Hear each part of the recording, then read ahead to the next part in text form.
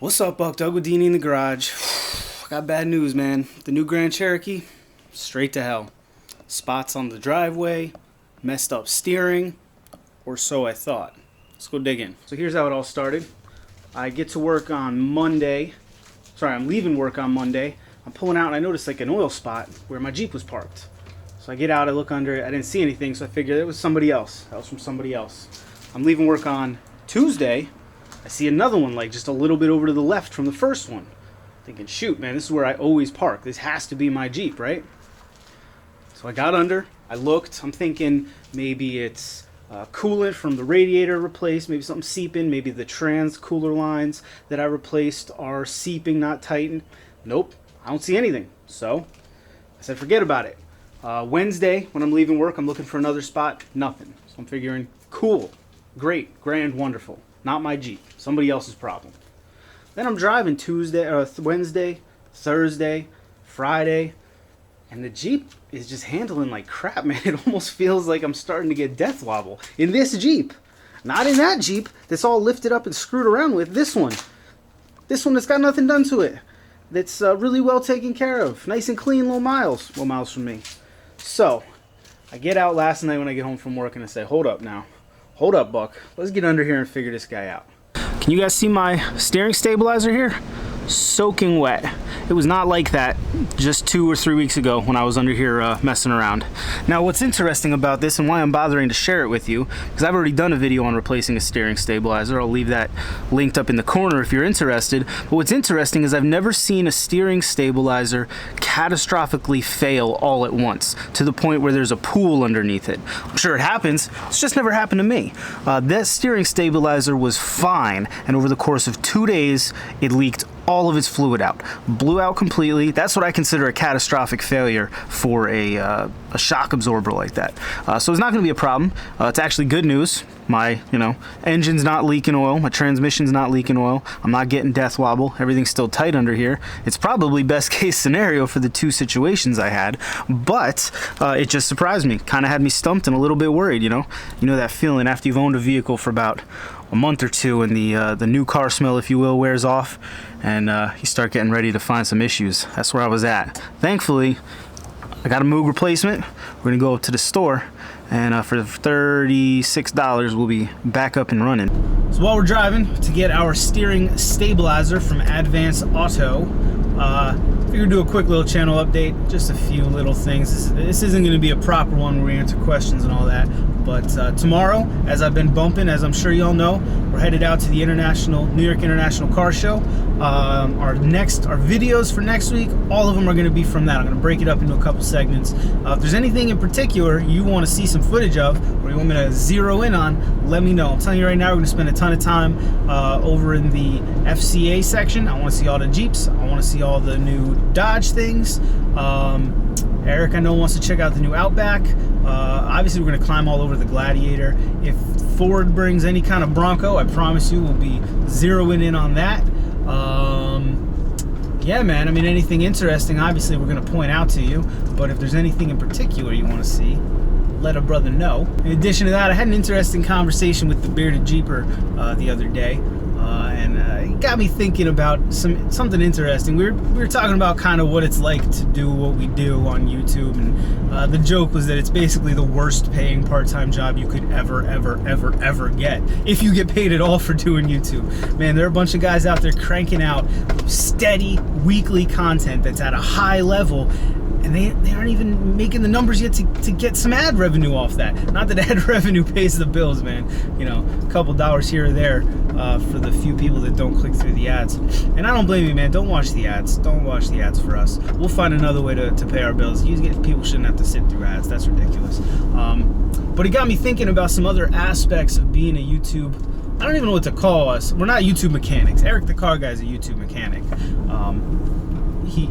That's what he does. I don't really want to call myself a YouTube Jeeper. That'd be more like Bleepin' Jeep or even JTM, Bearded Jeeper, because they're out there on the trails often.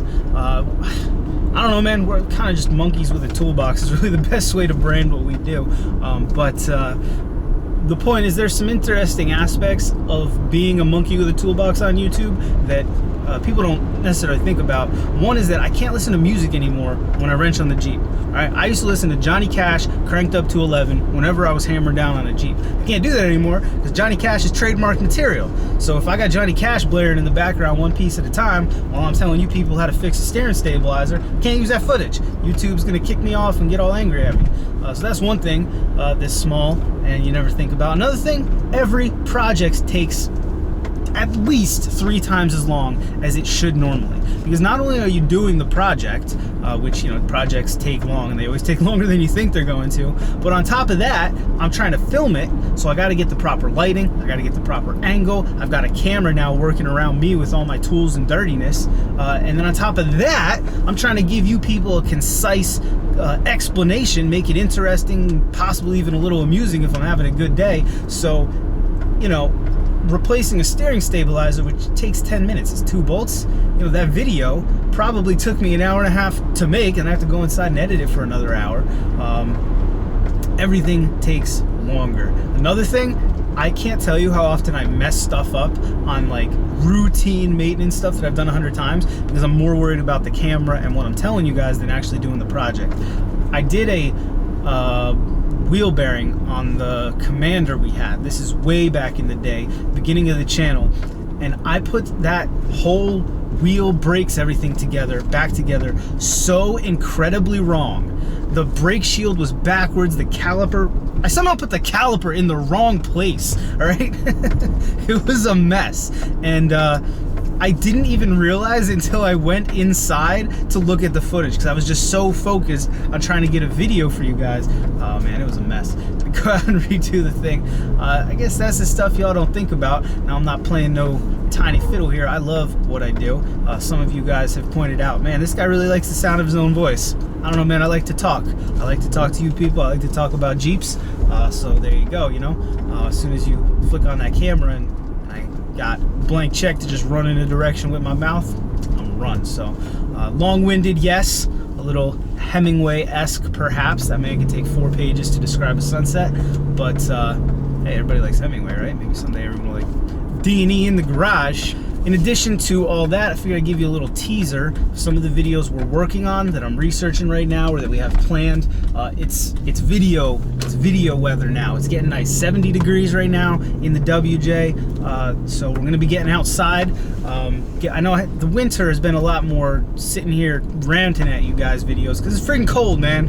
I don't want to be under the Jeep when it's 20 degrees and snowing. I'm sorry, it is what it is. But we are working on a history of the Cherokee video. I think that's going to be really interesting. What a great vehicle, man. So that should be a lot of fun.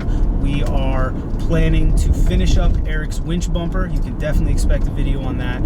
We need to rig up this Jeep to be better for plowing. So that's going to be a transfer case swap for sure before next winter. I don't care what it takes. That has to get done. And I also want to revisit the front hitch and see if I can't shorten up my plow setting and do that. I think this vehicle is also going to get a small winch bumper. I know it's ridiculous because it's a daily, but it'll make it real easy for me with the plow. So we're probably going to be some good welding videos in the future between my front and Eric's front of his Jeep. We are getting a Hobart 140 welder for the shop in the coming weeks, so that'll be real interesting. Obviously, with the nicer weather, we'll be getting out to the yard a whole lot more. We have some serious stuff to pull. Eric wants all new doors and all new fenders for his Jeep. So we got to find another purple one because we found that one day, but it's been crushed since then. I got to pull my transfer case in the junkyard. We definitely want suggestions from y'all for what you want to see. 100%. I love talking to you guys. It's the best part about doing this YouTube thing, honestly. The stuff I've learned from you guys, because I get to put out all my knowledge there and then you guys critique it. So I tell you everything I know on a subject and you tell me all the stuff that I don't actually know, the stuff that I knew but was actually completely wrong. Not many people get that opportunity to kind of have their entire wealth of knowledge peer reviewed like that. So that's what's coming up. We're here at the Advanced Auto and we're gonna go get us a steering stabilizer. Already bought it online, so it should be a short process.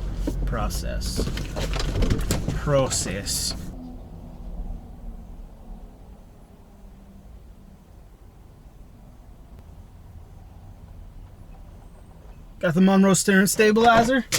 nothing but the finest.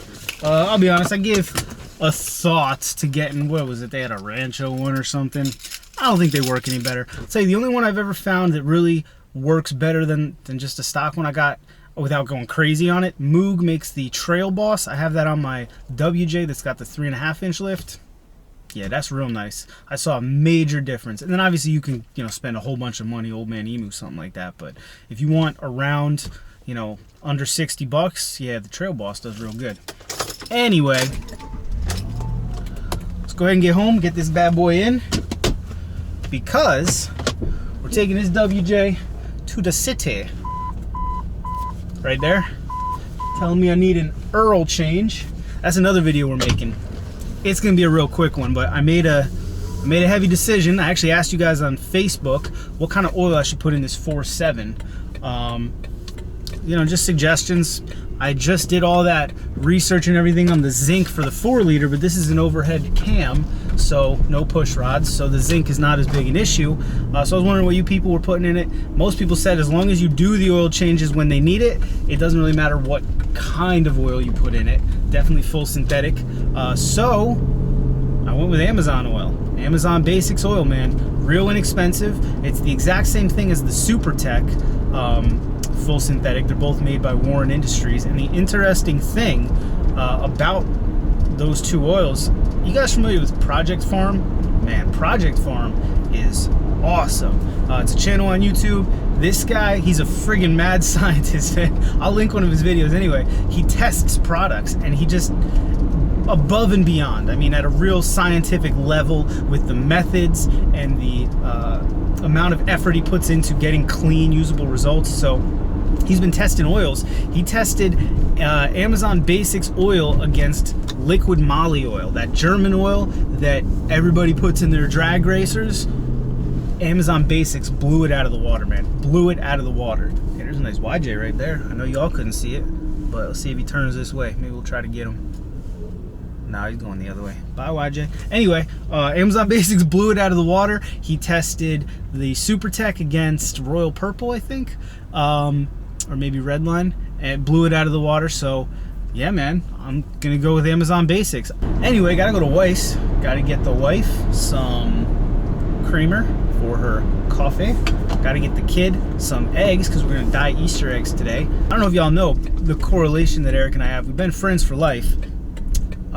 Since the Boy Scouts way back in the day, and then we actually married sisters. My wife is his wife's sister, and that makes our kids cousins, makes us brother-in-law. That's kind of cool. How many people get to end up being brother-in-law with their best good buddy, right? But anyway, that makes the kids cousins, the little executive producers down there. They're gonna be dyeing some Easter eggs today, so that'll be a real good time. I'm about to go to Weiss now, get at the eggs, then we're gonna go home, put the steering stabilizer in, and this video that's basically about nothing can finally be over. Alrighty friends, this is the new steering stabilizer. Oh yeah, you can see nice and difficult to pull out, push back in. And here is the steering stabilizer I just pulled out of my WJ. Yep, that's not great.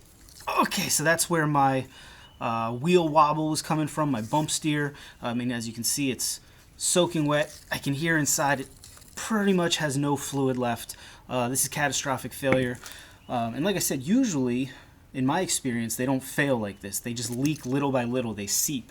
But this one poured out all its fluid over the course of 2 days. So, I'm going to throw this guy in, and then we'll be all good to go. Like I said, I have a video on this process if you're interested. Link up in the corner there. I'm not going to bother showing y'all again. Instead, I'm just going to do it myself off camera so that it doesn't take an hour, right?